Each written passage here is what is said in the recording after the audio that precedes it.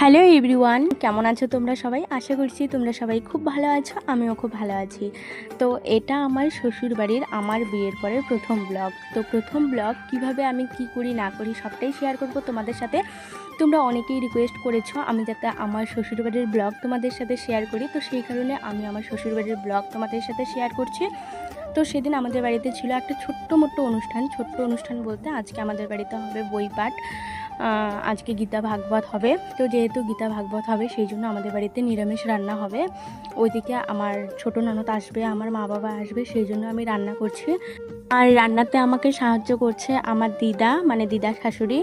যাই হোক, বিয়ের আগেও যেমন একা হাতে সবটাই সামলাতাম, বাপের বাড়িতে রান্না বান্না একাই করতে পারতাম, শ্বশুর বাড়িতেও একাই করতে পারি, আমার কোনো রকম অসুবিধা হয় না যেহেতু আগের থেকেই অভিজ্ঞতা রয়েছে। তো যাই হোক, কী কী রান্না করেছি তোমাদের একবার বলি।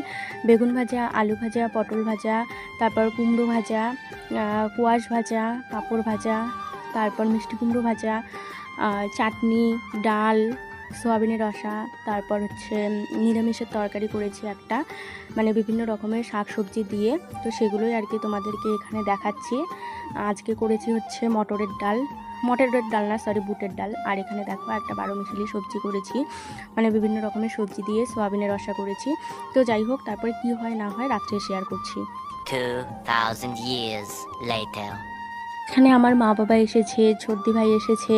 তারপর মানে আমাদের এটা হঠাৎ করে আর কি প্রোগ্রাম হয়েছে, আগের থেকে জানা ছিল না। তো হঠাৎ করে আর কি, যেহেতু সেই জন্য বেশি কাউকে বলা হয়নি, শুধু আমার বাপের বাড়ির লোককে আর আমার বদ্দিকে বলা হয়েছে, কিন্তু বদ্দি যেহেতু আসতে পারবে না সেই জন্য বদ্দি আসেনি। তো এখানে প্রথমে গীতা ভাগবত হলো, মানে পাঠ হওয়ার পর এখানে আমাকে হচ্ছে মন্ত্র দিচ্ছে বলতে আমি মালা নিয়েছি। আমার শাশুড়ি যেহেতু মালা জপ করে, তো সেই কারণে আমি মালা নিয়েছি। তোমরা জানো যে যারা যারা আমার ব্লগ দেখো, ঠাকুর দেবতার প্রতি কতটা ভক্তি শ্রদ্ধা আমার। তো যেহেতু আমার ভক্তি শ্রদ্ধা অনেকটাই রয়েছে, সেই কারণে আমার শাশুড়ি মা বললো তাহলে তুমিও মালা নিয়ে নাও। যেহেতু সন্ধ্যাবেলা করে ফ্রি থাকি সেই জন্য দুই শাশুড়ি বৌমা মিলে একসাথে মালা করতে পারবো। তো শাশুড়ি মার হাত ধরেই মালাটা নিলাম। আর সাথে ইনি যে এসেছে, মানে মাতাজি, ইনি বিয়েতে আমাকে দেখেনি, আজকেই প্রথম এসেছে। আর উনি আমাকে দেখতে এসেছে, আমার মুখ দেখবে, সব থেকে বড় উপহার আমার জন্য নিয়ে এসেছে। তোমরা একটু পরেই দেখবে। এই যে মালাটা আমার হাতে তুলে দিল, আর তারপর ওখানে আমাকে শিখিয়ে দিচ্ছিল কিভাবে কি মন্ত্র বলে মালা করতে হয়।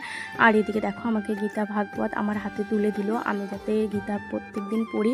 তো দেখো আমি গ্রহণ করলাম। তো যাই হোক, নিজেদের ধর্ম রক্ষা করার দায়িত্ব নিজেদেরই নিতে হবে। তো সেই কারণে ধর্ম রক্ষার জন্য নিজের হাতে ধর্মের চাবিকাঠি তুলে নিলাম।